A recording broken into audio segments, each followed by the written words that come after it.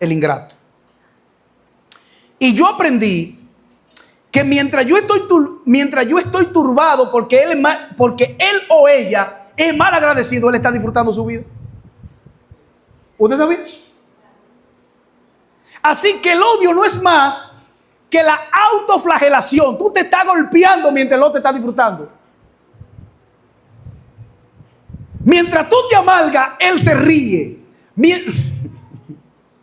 Y dice Marcos 11:25 que Cristo pronunció lo siguiente: cuando usted esté orando, si usted tiene algo contra alguien,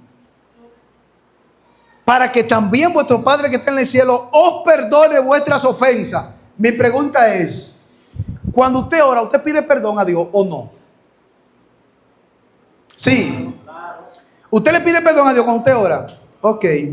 Mi pregunta es, ¿usted cree que si hay alguna deudita pendiente emocionalmente por ahí, podrá ser perdonado?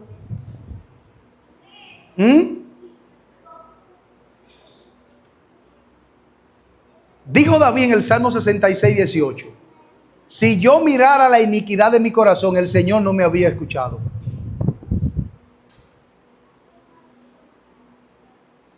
Si yo mirara la iniquidad de mi corazón, el Señor no me habría escuchado.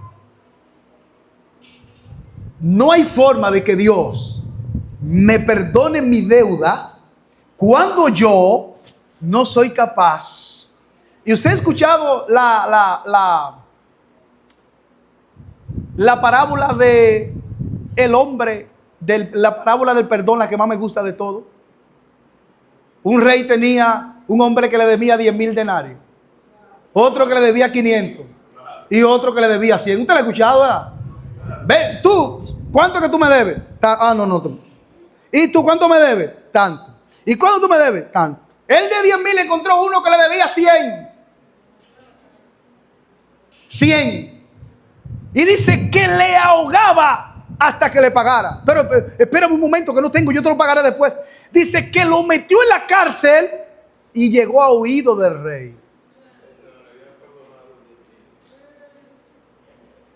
Yo a ti te perdoné 10,000.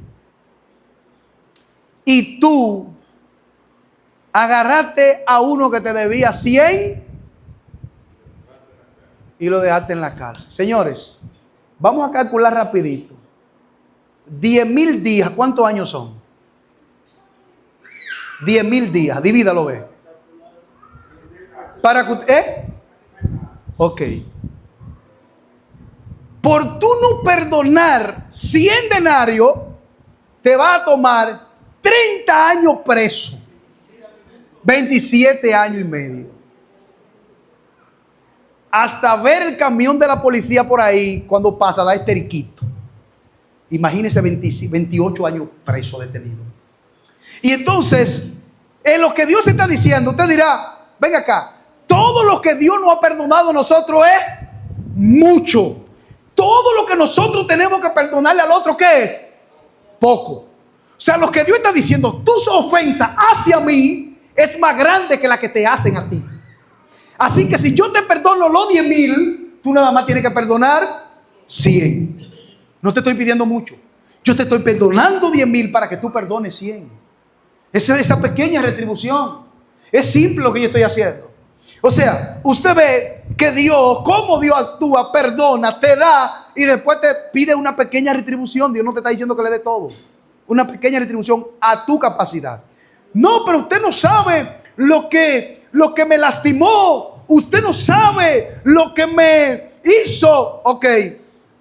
Y usted sabe las veces, los cristianos que tienen años que no oran.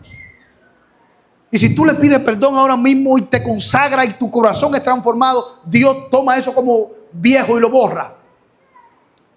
Años. ¿Y cómo se sentiría Dios en años y años y años? A las 2 de la mañana tú viendo una serie en Netflix y cuando te va a contar ni siquiera le dice gracias por este día. ¿Cómo él se sentiría? Y nosotros le hemos ofendido, respiramos, caminamos, podemos comer. Todo lo que hacemos es gracias a él. Y ni siquiera tú. Gracias por lo que me diste hoy. O sea, ¿cómo usted cree que él se sentiría? Ni siquiera por eso. sea, años sin orar, años sin presentarnos delante de Él. Pero si alguien no hace una cosita así, no quiero saber de fulana, porque fulana siempre con un chimoteo. No. Lucas 18:1 también le refirió una palabra sobre la necesidad de orar siempre y no desmayar. Pablo le dijo a los tesalónicos 5:17, oren sin cesar. Mi pregunta, no sin César, César es el emperador, sin cesar. ¿Usted sabe lo que es cesar? Parar. Entonces había un ejercicio. El esclavo muchas veces tenía que hacer hiperventilación. Era llevado caminando rápido y lo amarraban por la mano y lo llevaban delante del caballo. Imagínense un esclavo amarrado por las manos ir al paso de un caballo.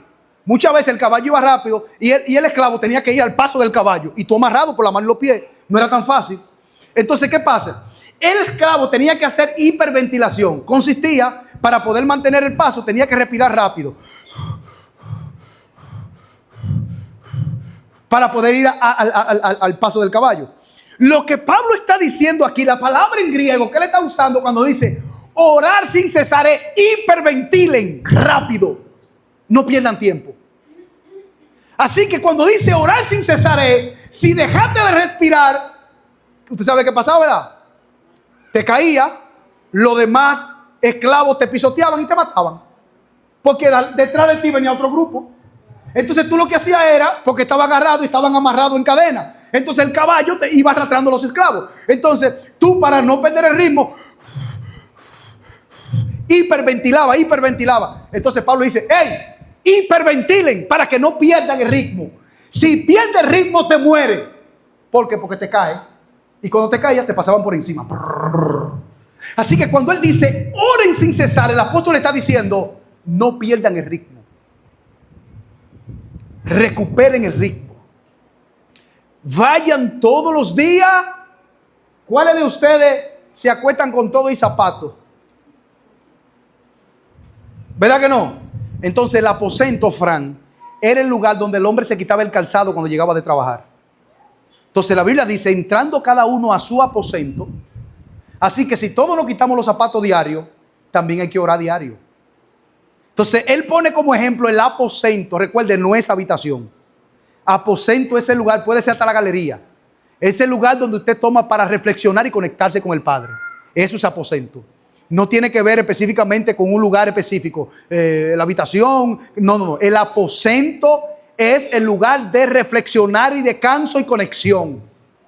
Por eso Jesús le dice, suban al aposento. Y hasta que no reciban el Espíritu Santo, ¿qué cosa? ¿Qué cosa? No desciendan de allí. O sea, Valdés, que lo que nosotros tenemos que interpretar ahí es que Dios le dice a Moisés, quita la sandalia de tus pies, porque el lugar que pisa, santo es. Entonces, el aposento era donde tú te quitabas la sandalia. Y Jesús le dice a los apóstoles, suban al aposento y no desciendan de allí hasta que hayan recibido el Espíritu Santo. En otras palabras, quítese la sandalia y no se la pongan hasta que sean redireccionados. Porque la sandalia significa tu camino, mi camino. Entonces Jesús le está diciendo a ellos, fíjate que le dice a Pedro, Pedro, ¿me amas? Pedro, ¿me amas? Sí. Pedro, sí, ok.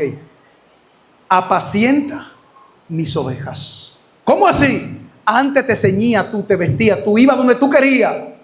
Ahora hay otro Pedro que te va a guiar. Así que cuando Jesús le dice, suban al aposento y no desciendan de allí hasta que no reciban. ¿Usted sabe cuántos días duraron descalzo, Eduardo?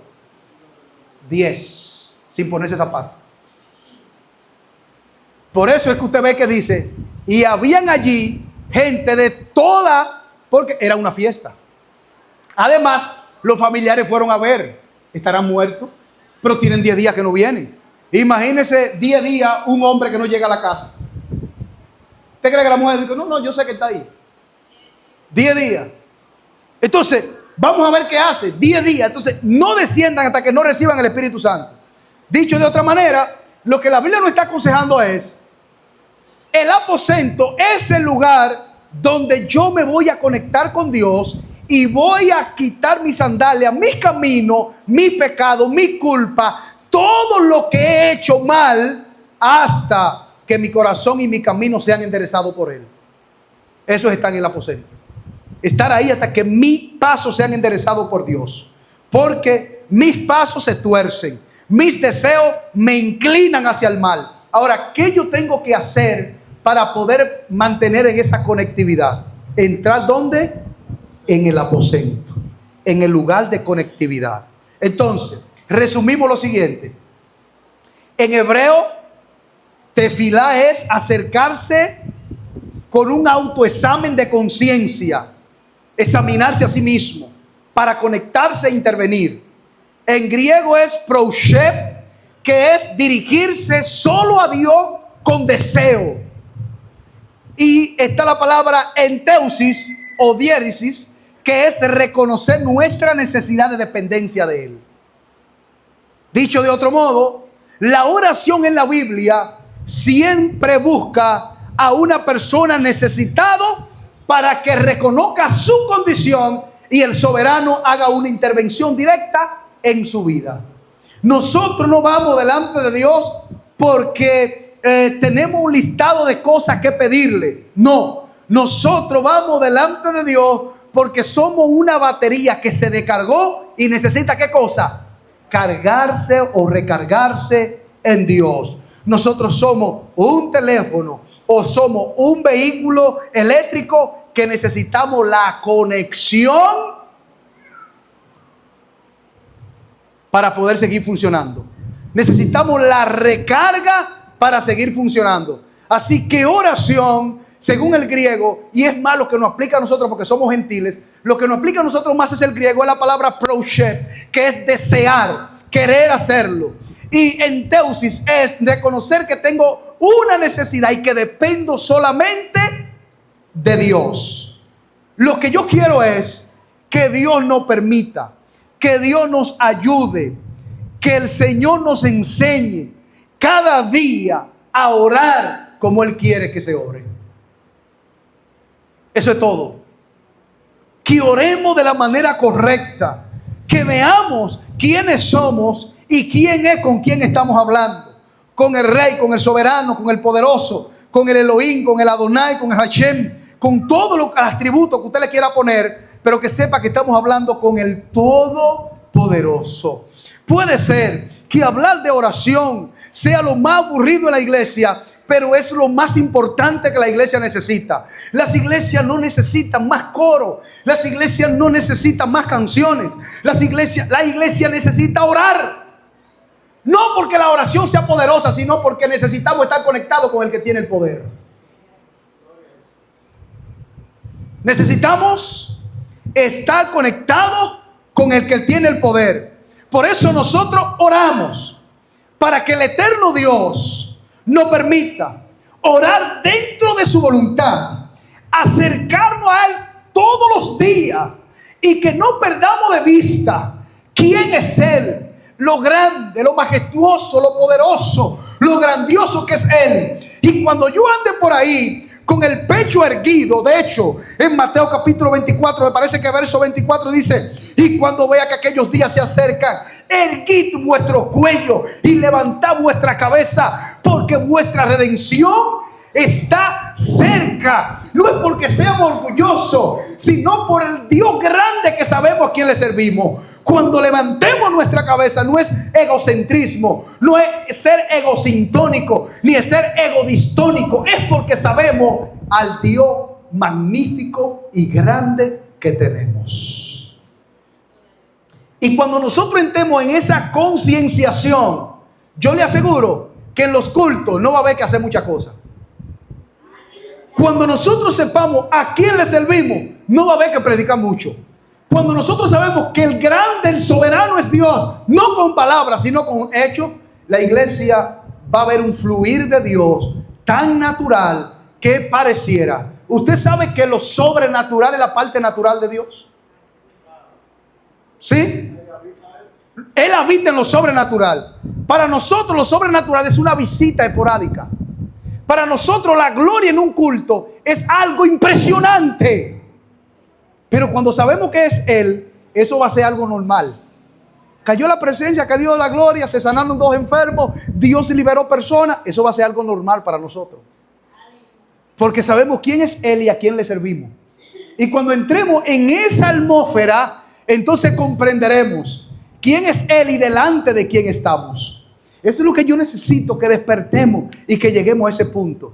Vamos a ver delante de quién estamos. Del Dios católico, del Dios mormón, del Dios evangélico, del Dios del Islam. No, estamos del Dios todopoderoso, el que creó los cielos y la tierra. El Dios tan teocrático que aunque sabe que hay personas que todos los días le ofenden, le da el oxígeno gratis.